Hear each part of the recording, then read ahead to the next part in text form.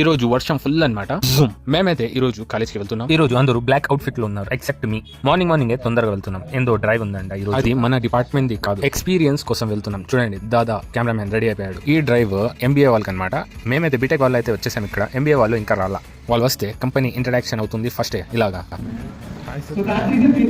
మళ్ళీ ఏమేమి రౌండ్స్ ఉన్నాయి అని చెప్తారు. వాళ్ళు విని నేర్చుకొని వెళ్ళాలన్నమాట. డ్రైవ్ కి ఫస్ట్ రౌండ్ హెచ్ఆర్ రౌండ్ అనమాట. వర్షం పడతా ఉంది, కనిపిస్తా ఉందా మీకు? డ్రైవ్ అటెంప్ట్ చేసేసి డబ్బులు కట్టాలి. కాలేజ్ ఫీజు అదే కట్టుకుందాం. College fee plus exam fee, ఇదే లాస్ట్ ఎగ్జామ్ ఫీజు కడతాం మేము ఇప్పుడు.